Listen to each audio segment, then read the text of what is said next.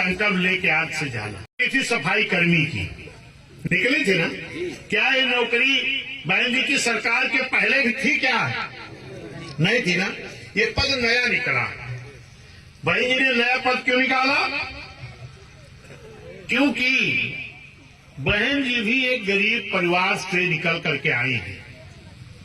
बहन जी ने देखा कि चाहे ब्राह्मण समाज के लोग हों, चाहे क्षत्रिय हों, चाहे वैश्य हो, चाहे पिछड़ा हो, चाहे पिछड़ा हो, चाहे SC ST हो, तमाम ऐसे गरीब परिवार पड़े हैं कि जिनके घर में आज भी कक्षा 5 8 से ज्यादा शिक्षा नहीं हो पा रही।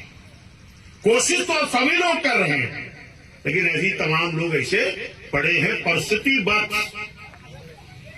तो मान्य बहन जी ने सोचा कि अगर किसी परिवार में मान लो गरीबी के नाते अगर ज्यादा शिक्षा नहीं है तो क्या उनके घर में सरकारी नौकरी नहीं होनी चाहिए? क्या होनी चाहिए कि नहीं? और ये बात और किसी नेता ने सोचा क्यों नहीं?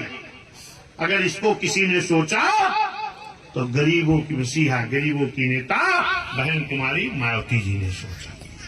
सोचा कि नहीं सोचा? और जब बहन जी ने नौकरी दिया तो हमने देखा है, तो ये तमाम ऐसे गरीब घर थे मेरे भाइयों कि जिनके घर पे छत नहीं थी, घास फूस के घर थे, अच्छी छत पड़ गई, उनके बच्चे अच्छे स्कूल नहीं जाते थे, अच्छे स्कूल जाने लगे, उनके घर में परिवार वालों के शरीर पर अच्छे कपड़े नहीं रहे थे, अच्छे कपड़े आ गए, घर में अच्छा भोजन नहीं बनता था, अच्छा भोजन बनने लगा तो किसकी बदौलत? बहुजन समाज पार्टी और मान्या बहन जी के बदौलत बनने लगा। ये मेरे साथियों इतना नहीं, बहन जी ने लाखों नौकरी सफाई कर्मी की दी, कई लाख नौकरी बैकलॉग की भर्ती हुई, कई लाख नौकरी पुलिस की हुई, कई लाख नौकरी मास्टर की हुई, लाखों नौकरी आंगनबाड़ी कार्यकर्त्री हुई, हजारों नौकरी गार्ड की हुई। हुआ कि नहीं हुआ? किसने दिया सर? ये मान्य बहन जी ने। आज तो पर्चा लीक हो जाता है। अभी आप देख रहे हैं परीक्षा हुई RO की, उसका भी पर्चा लीक हो गया। अभी कल भी कोई परीक्षा शायद कल परसों, उसका भी हमने न्यूज देखा भाई। वही हम भी कार में लीक पीक नहीं होता था, शुद्ध भर्ती होती थी और नियुक्ति होती थी। मन अगर साथ रहेगा तभी सही काम होगा। लेकिन अगर वोट लेने के लिए चुनाव खोपड़ी पा गया है, भर्ती निकालोगे तो कहीं लीक कराओगे, कहीं ठीक कराओगे। इससे नहीं नौजवानों को रोजगार मिलने वाला है। ये अगर किसी ने किया था तो बहन जी ने किया था। और यहां तक इस पे नहीं रुकी। बहन जी ने देखा गांव में सरकारी जमीनें हैं। मैं किसी जाति विशेष की बात नहीं कर रहा हूं। अक्सर आप पता कर लेना, गांव में जो सरकारी जमीन होती थी वो किसकी होती थी? सरकार की। और उस जमीन पर कब्जा किसका होता था? उस गांव के किसी दबंग आदमी की, चाहे जिस बिरादरी दबंग आदमी रहता था। लेकिन मान्य ने क्या कहा? हम किसी की खतौनी नहीं छीन रहे हैं, लेकिन जो सरकारी जमीन है, जो सरकार की जमीन है, वो जमीन अब खाली करना पड़ेगा। किसी दबंग का कब्जा उस पे अब नहीं रहेगा। और जमीन किसको मिलेगी? जिसके पास एक धुर भी जमीन नहीं थी, उसको वही ने पट्टा भी दिलाया और कब्जा भी दिलाने का काम अगर किसी ने किया तो वही ने किया। आज तुम तो 5 किलो राशन देके हमारा वोट खरीदना चाहते हो, लेकिन बहन जी ने जमीन दी है जिसमें कई कई कुंटल राशन हमारे गरीब लोग पैदा कर रहे हैं। गलत कह रहा हूं क्या? और जो बैकलॉग भर्ती है, मैं उस पर भी खुलासा कर दूं, इस पूरे देश में करोड़ों नौकरियां बैकलॉग की खाली पड़ी है।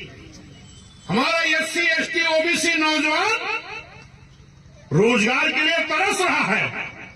और ये सरकारें, कोई कह रहा हम PDA का विकास करेंगे, पिछड़ा दलित अल्पसंख्यक का, कोई कह रहा हम महिलाओं का विकास करेंगे, कोई जाति नहीं है, महिलाओं का विकास करेंगे, गरीबों का करेंगे, नौजवानों का करेंगे, किसानों का करेंगे। यही विकास करोगे कि किसान की अगर मांग होगी तो दिल्ली बॉर्डर पर बड़ी बड़ी कीलें ठुकवा दोगे?